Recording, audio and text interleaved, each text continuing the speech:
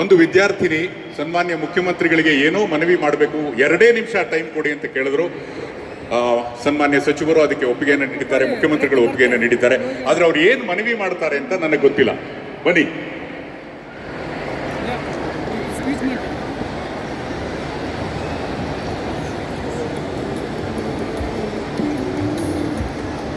ಎಲ್ಲರಿಗೂ ಮಧ್ಯಾಹ್ನದ ವಂದನೆಗಳು ಹಾಗೂ ವಿಶ್ವ ಪರಿಸರ ದಿನಾಚರಣೆಯ ಶುಭಾಶಯಗಳು.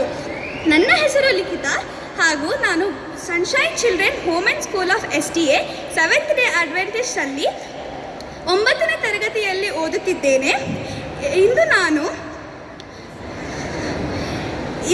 ನಾನು ವೇದಿಕೆ ಮೇಲಿರುವಂಥ ಎಲ್ಲ ಗಣ್ಯರಿಗೂ ಹಾಗೂ ನೆರೆದಿರುವ ಜನರಿಗೂ ನನ್ನ ನಮಸ್ಕಾರಗಳು.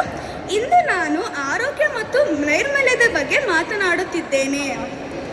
ನಾವು ನಮ್ಮ ಪರಿಸರವನ್ನು ಸಂರಕ್ಷಿಸುವ ಪ್ರಮುಖ ಉದ್ದೇಶದಿಂದ ಇಂದು ವಿಶ್ವ ಪರಿಸರ ದಿನಾಚರಣೆ ಕಾರ್ಯಕ್ರಮ ಆಚರಿಸುತ್ತಿದ್ದೇವೆ. ಈ ಒಂದು ಸಂದರ್ಭದಲ್ಲಿ ನಾನು ನಮ್ಮ ಸನ್ಮಾನ್ಯ ನೆಚ್ಚಿನ ಮುಖ್ಯಮಂತ್ರಿಗಳಿಗೆ ಒಂದು ಕೋರಿಕೆ ಸಲ್ಲಿಸಲು ಇಚ್ಛಿಸುತ್ತೇನೆ. ಅದು ನಮ್ಮ ಪರಿಸರ ನೈರ್ಮಲ್ಯತೆ ಹಾಗೂ ನಮ್ಮ ಆರೋಗ್ಯ ವಿಷಯ ಕುರಿತಾಗಿದೆ. ನಾನು ಹೆಚ್ಚಿನ ಸಮಯ ತೆಗೆದುಕೊಳ್ಳುವುದಿಲ್ಲ. ನನ್ನ ಪ್ರಕಾರ ಪರಿಸರ ನೈರ್ಮಲ್ಯತೆ ಹಾಗೂ ಆರೋಗ್ಯ ಒಂದಕ್ಕೊಂದು ಜೋಡಣೆಯಾಗುವಂತಹ ಪದಗಳು. ಎಲ್ಲಿ ಪರಿಸರ ನೈರ್ಮಲ್ಯತೆಯು ಇಲ್ಲವೋ ಅಲ್ಲಿ ಜನರ ಆರೋಗ್ಯ ಸಹ ಸರಿ ಇರುವುದಿಲ್ಲ. ಎಲ್ಲಿ ಪರಿಸರ ನೈರ್ಮಲ್ಯತೆಯನ್ನು ನಾವು ಕಾಪಾಡಿಕೊಂಡಲ್ಲಿ ನಮ್ಮೆಲ್ಲರ ಆರೋಗ್ಯ ಉತ್ತಮವಾಗಿರುತ್ತದೆ. ಇದರಿಂದ ನಮ್ಮ ಸಮಾಜವನ್ನು ಏಳಿಗೆ ಹಾಗೂ ಅಭಿವೃದ್ಧಿಯಾಗುವುದು ನಿಶ್ಚಿತ. ಇಂದು ನಮ್ಮ ಗ್ರಾಮ, ನಗರ, ಪಟ್ಟಣಗಳಲ್ಲಿ ಅಶುದ್ಧ ನೀರಿನ ಸೇವನೆಯಿಂದಾಗಿ ಹಲವು ರೀತಿಯ ಸಾಂಕ್ರಾಮಿಕ ರೋಗಗಳಿಗೆ ಜನರು ತುತ್ತಾಗುತ್ತಿರುವುದನ್ನು ನಾವೆಲ್ಲರೂ ನಿತ್ಯ ಕಾಣುತ್ತಿದ್ದೇವೆ. ಸರ್ಕಾರ ಮನಸ್ಸು ಮಾಡಿದ್ದಲ್ಲಿ ಇದನ್ನು ನಾವು ಸುಲಭವಾಗಿ ತಪ್ಪಿಸಬಹುದು.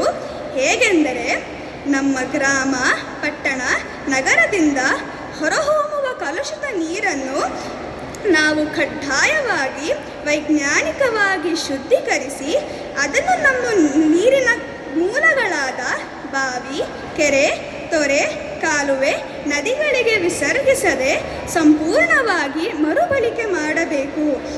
ಹಾಗೂ ಘನತ್ಯಾಜ್ಯವನ್ನು ಸಹ ವೈಜ್ಞಾನಿಕವಾಗಿ ವಿಲೇವಾರಿ ಮಾಡಿ ಗೊಬ್ಬರವನ್ನಾಗಿ ಪರಿವರ್ತಿಸಬೇಕು. ಈ ನಿಟ್ಟಿನಲ್ಲಿ ಸರ್ಕಾರ ಕ್ರಮ ವಹಿಸಿದ್ದಲ್ಲಿ ಪರಿಸರ ಸಂರಕ್ಷಣೆಯಾಗುತ್ತದೆ ಹಾಗೂ ನಮ್ಮೆಲ್ಲರ ಆರೋಗ್ಯವನ್ನು ವಿವಿಧ ಸಾಂಕ್ರಾಮಿಕ ರೋಗಗಳಿಂದ ನಾವು ರಕ್ಷಿಸಬಹುದು.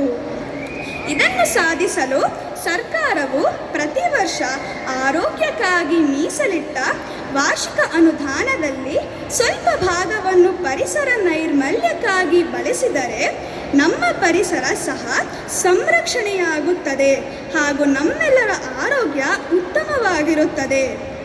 ಇದರಿಂದ ನಾವು ಒಂದು ಸಮೃದ್ಧ ಸಮಾಜವನ್ನು ನಿರ್ಮಿಸಬಹುದು. ಉತ್ತಮ ಆರೋಗ್ಯ, ಉತ್ತಮ ಸಮಾಜ ಮತ್ತು ಉತ್ತಮ ಪರಿಸರ, ಉತ್ತಮ ಆರೋಗ್ಯ. ಇದರಿಂದ ಸಾರ್ವಜನಿಕ ಆರೋಗ್ಯದ ಮೇಲಿನ ವೆಚ್ಚವನ್ನು ಗಣನೀಯ ಪ್ರಮಾಣದಲ್ಲಿ ಕಡಿಮೆ ಮಾಡಬಹುದು ಹಾಗೂ ನಮ್ಮ ರಾಜ್ಯವು ಸರ್ವತೋಮುಖ ಅಭಿವೃದ್ಧಿಯನ್ನು ಕಾಣುತ್ತದೆ ಎಂದು ನನ್ನ ಅನಿಸಿಕೆ. ಇದು ನನ್ನ ಒಂದು ಸಣ್ಣ ಮನವಿ.